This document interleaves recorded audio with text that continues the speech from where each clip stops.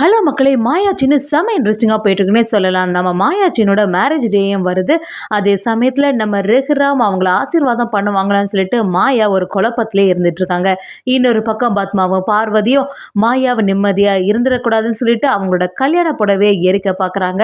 ரொம்ப நாளுக்கு அப்புறமா நம்ம ரகுராமும், ஜானியும் கைகோர்த்து மாயா, சீனுவ ஆசீர்வாதம் பண்றாங்கன்னே சொல்லலாம். ரமணி பாட்டியும் சீனு மாயாவுக்கு ஃபர்ஸ்ட் நைட் ரெடி பண்றாங்க. இதெல்லாம் பார்த்து காண்டான பத்மாவும், பார்வதியும் கல்யாண புடவை இடிச்சு அதை அவசக்கணும்னு ஆக்கிற வேண்டியதான ஒரு பிளானை போடுறாங்க. வீடியோக்குள்ள போறதுக்கு முன்னாடி யாரெல்லாம் நம்ம சேனலுக்கு சப்ஸ்கிரைப் பண்ணலையோ அவங்க சப்ஸ்கிரைப் பண்ணிடுங்க. அப்படியே பக்கத்துல இருக்க பெல் ஐக்கானையும் கிளிக் பண்ணுங்க. அப்பதான் நான் போடுற வீடியோலாம் உங்களுக்கு நோட்டிபிகேஷனா வரும். மாயாவும் கல்யாண நாள் அதுமா இந்த மாதிரி ஒரு கனவு கண்டுட்டேனே சொல்லிட்டு ரொம்பவே பதட்டமா இருக்கும்போது சீனுவும் அதுக்கு இதெல்லாம் பத்தி கவலைப்படாத, என்னைக்கா இருந்தாலும் நான் உன் கூட தானே இருக்க போறேன் அப்படிங்கிற மாதிரி சொல்றாங்க. நம்ம ஜானகியும் பாட்டியும் அவங்கள சமாதானப்படுத்துறாங்க. சீனு உன் மேல எப்பவுமே அன்பா தானே இருக்கான், அதனால உன்னோட கனவு எல்லாம் பழிக்கவே செய்யாது அப்படிங்கிற மாதிரி சொல்றாங்க. 2 பேரும் சேர்ந்து கோவிலுக்கு போங்க அப்படின்னு சொல்லிட்டு ரமணி பாட்டி ஒரு ஐடியாவும் கொடுக்குறாங்க. நம்ம மாயாவும் சரி கல்யாண புடவைய பூஜையில வச்சு ஆசீர்வாதம் வாங்கலாம்னு சொல்லிட்டு எல்லாத்தையும் எடுத்து வைக்கிறாங்க. இதெல்லாம் பார்த்துட்டு இருந்த சாரு பயங்கரமா டென்ஷன் ஆகுறாங்க. அப்படியே பத்மா பார்வதிட்ட வந்து எத்தனை வருஷமா தான் நான் சீனு காவல் இருந்துட்டு இருக்கிறதுக்கு நாளுக்கு நாள் சீனு மாயாவோட நெருக்கம் ஜாஸ்தி ஆகிட்டே இருக்கு. இன்னைக்கு கல்யாண நாள் வேற அதை கொண்டாட போறாங்க அப்படிங்கிற மாதிரி பத்மா கிட்ட வந்து பயங்கரமா எரிச்சல் ஆகுறாங்க. அது மட்டும் இல்லாம அந்த மாயா ஒரு கனவு கண்டா எனக்கு சீனு மாமாவுக்கும் மேரேஜ் ஆன மாதிரி, இந்த மாதிரி கல்யாண கனவு கண்டா அதுக்கப்புறமா அது கெட்டது நடக்கும்னு சொல்லுவாங்களே, எங்க அம்மா ஏற்கனவே சொல்லியிருக்காங்க. அவ வேற கனவுல என்ன பார்த்துருக்கா, என்ன கெட்டது நடக்க போகுதோ அப்படிங்கிற மாதிரி சொல்லவும் பத்மாவும் யோசிக்க ஆரம்பிக்கிறாங்க. நீ சொல்றதும் சரிதான், பத்மாவும் எப்படி இருந்தாலும் சீனுவை உன் கழுத்துல தாலி கட்ட வைக்க வேண்டியது என்னோட பொறுப்புன்னு சொல்லிடுறாங்க. இதை கேட்ட சாருவும் நீங்க எப்படியே சொல்லிட்டு இருக்கீங்க, ஆனா அதுக்குள்ள அந்த பாட்டி சீனு மாயாவுக்கு ஃபர்ஸ்ட் நைட் ஏற்பாடுகள்லாம் ரெடி பண்ணிட்டு இருக்காங்க அப்படின்னு சொல்லவும் அப்படியே பார்வதி ரொம்ப ஷாக் ஆயிடுறாங்க. அப்படியே சாரு கிட்ட உனக்கு சாமர்த்தியம் பத்தலைன்னு சொல்லு அப்படின்னு சொல்றாங்க. இதை கேட்ட உடனே சாருவும் நீங்க பாட்டுக்கு ஆட்டம் பாம் மாதிரி ஒரு பிளானை போடுறீங்க, கடைசியில் அது புஷ்வன மாதிரி எல்லாமே மாறிடுது, இப்போ என்ன பண்றது அப்படின்னு சொல்லுவோம். பார்வதியும் பத்மாவும் சேர்ந்து அடுத்த திட்டத்தை போடுறாங்க. அவ எப்படியும் கல்யாண புடவைய அந்த பூஜையில வைப்பா, கரெக்டாக அந்த புடவையில தீப்பிடிக்க வச்சிடணும் அப்படின்னு சொல்லி ஒரு பிளானை ரெடி பண்ணுறாங்க. அதை வச்சு அபசகனம்னு சொல்லி அதை தடங்கலை பண்ணிடலாம் அப்படின்னு ஐடியாவை போடுறாங்க. இன்னொரு பக்கம் பார்த்தீங்கன்னா நம்ம ரேகராம கோவிலுக்கு வந்து வேண்டுதல் பண்ணுறாங்க. இந்த மாதிரி நான் அருகம்புல் கொண்டு வந்திருக்கேன், அதே சமயத்தில் குடத்துல தண்ணி எடுத்து ஊற்றலான்னு பிளான் பண்ணுறேன்னு சொல்லவும் அங்கே உள்ளவங்களும் ஏற்கனவே இந்த வேலைகள்லாம் ஒருத்தங்க பண்ணிட்டாங்க அப்படின்னு சொல்கிறாங்க. நம்ம ரேகராம அது யாருன்னு பார்க்குறாங்க. பார்த்தா கதிராக இருக்குது. கதிர் நிறைய வேண்டுதல் பண்ணுறாங்க. 108 குடம் தண்ணி எடுத்துகிட்டு வந்து ஊற்றுறாங்க. அதே சமயத்தில் பக்கத்தில் இருந்தவங்களும் உங்கள் பொண்ணு இந்த போட்டியில் ஜெயிக்கணும்னு சொல்லிட்டு நீங்கள் யோசித்த மாதிரியே அவரும் அவரோட மனைவி ஜெயிக்கணும்னு சொல்லி நினச்சிருக்காங்க போல், அப்படி தான் எல்லா வேண்டுதலையும் நிறைவேற்றிட்டாங்கன்னு சொல்லிடுறாங்க. இதெல்லாம் பார்த்து நம்ம ரகுராம் அப்படியே அதிர்ச்சி ஆகிடுறாங்க. கதிருக்கு என்ன இருந்தாலும் ஒரு எண்ணம் இருக்குது நம்ம பொண்ணுக்கு மேலே அப்படின்னு நினச்சி கொஞ்சம் சந்தோஷப்பட்டாலும் அதை வெளியிலேயே காட்ட மாட்டேங்கிறாங்க.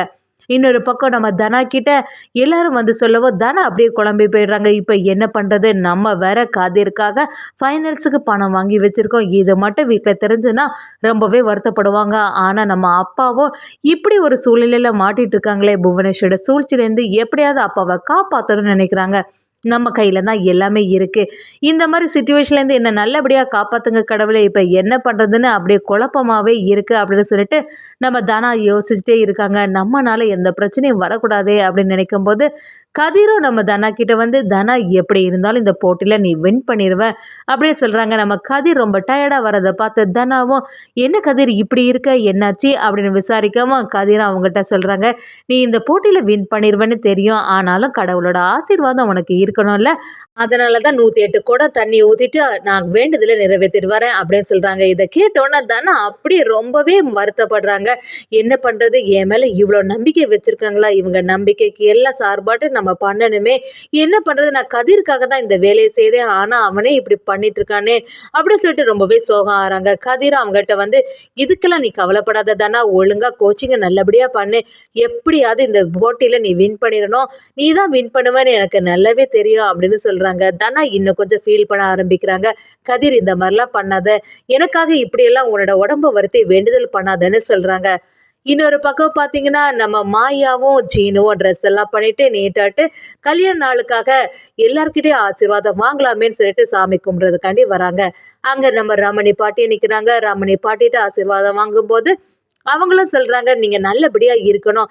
அது மட்டும் இல்லாம, இன்னைக்கு உங்களுக்கு ஃபர்ஸ்ட் நைட்டுக்கு நான் ரெடி பண்ணியிருக்கேன்." அப்படின்னு சொல்லவும் நம்ம சீனு ரொம்பவே சந்தோஷப்படுறாங்க.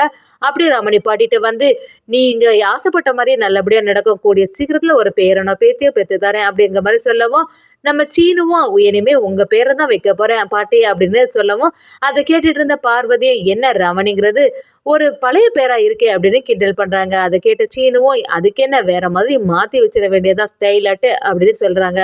இதெல்லாம் ரகுராம் ஒரு சைடுல இருந்து பார்த்துட்டு இருக்காங்க. நம்ம ரமணி பாட்டி ரகுராம் கிட்ட வந்து, "ரகு வா, ஆசீர்வாதம் பண்ணதுக்கு வா." அப்படின்னு சொல்லிட்டு கூப்பிடுறாங்க. ரகுராமும் வேண்டா வெறுப்பா அந்த இடத்துல வந்து நிக்கிறாங்கன்னே சொல்லலாம். மாயாவும் சீனுவும் ரொம்பவே சந்தோஷமா இருக்காங்க. மாயா தன்னோட பெரியப்பா எப்படியாவது நம்மள ஆசீர்வாதம் பண்ணுவாங்க அப்படின்னு சொல்லிட்டு சந்தோஷத்துல இருக்காங்க. ஜானகி அதுக்கான ஏற்பாடுகள்லாம் பண்றாங்க. அப்படியே ஜானகி நம்ம மாயா கிட்ட கல்யாண நாள் புடவை எல்லாத்தையும் இதுல எடுத்து வை அப்படின்னு சொல்லவும், மாயாவும் அந்த இடத்துல எடுத்து வைக்கிறாங்க. இன்னொரு பக்கம் பார்த்தீங்கன்னா, நம்ம ஜானகியும் ரகுராம் கிட்ட அந்த தட்டெல்லாம் எடுத்து குடுக்குறாங்க. ஆசீர்வாதம் பண்ணதுக்காண்டி. அதுக்காக நம்ம ரகுராமும் ஜானகியும் சேர்ந்த மாதிரி அதிலிருந்து எடுக்கும்போது, நம்ம ரகுராம் ஜானகியோட கை கோர்க்குது. அதுல என்னடான்னா, நம்ம ஜானகியோட கயிறும், ரகுராம் கயிறும் எல்லாம் மாட்டிருது. அவங்க என்னதான் முயற்சி பண்ணாலும் அத எடுக்கவே முடியல. இதெல்லாம் பார்த்துட்டு இருந்த ரமணி பாட்டி சந்தோஷப்படுறாங்க. "பார்த்தீங்களா, நீங்களே பிரியலாம்னு நெனச்சாலும் கடவுள் உங்கள பிரிய விட மாட்டாங்க. என்னைக்குமே நீங்க சேர்ந்து சந்தோஷமா தான் இருப்பீங்க. நீங்க 2 பேரும் சேர்ந்தா மாதிரி ஆசீர்வாதம் பண்ணணும்னு சொல்லிட்டு கடவுள் நினைச்சிருப்பாங்களா இருக்கும். அதான் இப்படி ஒரு செயல் நடந்திருக்குன்னு சொல்லிட்டு ரமணி பாட்டி சொல்றாங்க. நம்ம ஜானகிக்கு கொஞ்சம் சந்தோஷமாவே இருக்கு. அப்படியே சரி, இனிமே இத அவுக்க முடியாது போல, 2 பேரும் சேர்ந்த மாதிரி ஆசீர்வாதம் பண்ணலான்னு சொல்லிட்டு முடிவு பண்றாங்க. இதெல்லாம் பார்த்துட்டு இருந்த பத்மா பார்வதி பயங்கரமா டென்ஷன் ஆகுறாங்க. என்னதான் இங்க நடக்குது? தேவையில்லாம இப்படியெல்லாம் பண்ணிட்டு இருக்காங்களே! அப்படின்னு சொல்லிட்டு எரிச்சல் ஆகுறாங்க. சாருவுக்கு டென்ஷன் தாங்கல. அப்படியே பத்மா கிட்ட வந்து, "பார்த்தீங்களா இங்க என்னலாம் நடக்குது? இதெல்லாம் பார்த்துட்டு இருக்கிறதுக்காகவா இவ்வளோ வருஷமா நான் இந்த வீட்லயே காவல் இருக்கேன். உங்கனால தான் எதுவுமே பண்ண முடியலன்னு" சொல்லிட்டு அப்படி எரிச்சல் ஆகுறாங்க. நம்ம மாயாவும் சீனுவும் சேர்ந்த மாதிரி ரகுராம் ஜானகிய கால்ல விழுறாங்க. அப்படியே மாயா கால்ல விழும்போது ரகுராம் கால லைட்டா தள்ளி வச்சிடுறாங்க. மாயாவுக்கு கொஞ்சம் வருத்தம் ஆயிடுது. இருந்தாலும் ஆசீர்வாதம் பண்ணும்போது 2 பேருக்கும் கை கோர்த்திருக்கனால நம்ம ஜானகி அப்படியே ரகுராம் கைய மாயாக்கு தலையில அப்படியே வச்சு விடுறாங்க. இத கேட்ட உடனே நம்ம மாயாவுக்கு சந்தோஷம் ஆகுது. ஒரு வழியா பெரியப்பா ஆசீர்வாதம் பண்ணிட்டாங்கன்னு நினைக்கிறாங்க. அப்படி எல்லாமே சந்தோஷமா இருக்கும்போது அந்த இடத்துல கல்யாண சாரியும் வைக்கப்படுது. சரின்னு சொல்லிட்டு எல்லாமே பூஜை முடிஞ்சிட்டு தீபாராதனை காட்டும்போது, அந்த தீபாராதனை தட்ட ஒரு வழியா பார்வதி மூலமா கீழ தள்ளி விடுறாங்க. அந்த தீ அப்படியே சாரி மேல படவும் அப்படியே எரிஞ்சுது. இத பார்த்த உடனே மாயா அப்படியே ஷாக் ஆயிடுறாங்க. சுத்தி இருந்த ஜானகி, பாட்டி எல்லாருமே பதட்டம் ஆயிடுறாங்க.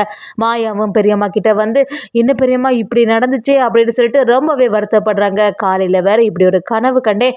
இப்ப அதுக்கு ஏத்தவாறு இப்படி நடக்குது. எனக்கு ரொம்பவே வருத்தமா இருக்குன்னு" சொல்லவும், ஜானகியும் அவங்கள ஆறுதல் படுத்துறாங்க. "மாயா, நீ எதுக்குமே கவலைப்படாத. எல்லாமே நல்லபடியா தான் நடக்கும்." அப்படின்னு சொல்லிட்டு சமாதானப்படுத்துறாங்க. இத பார்த்துட்டு இருந்த பார்வதி பத்மாவுக்கு சந்தோஷம் ஆகுது. நம்ம நினைச்ச மாதிரியே நடக்குது. ரமணி பாட்டியும், "எல்லாமே இது அபசகுனமா இருக்கே, என்ன பண்றது? நீங்க சேர்ந்த மாதிரி கோவிலுக்கு போயிட்டு வாங்கன்னு" சொல்லிட்டு அனுப்புறாங்கன்னே சொல்லலாம்.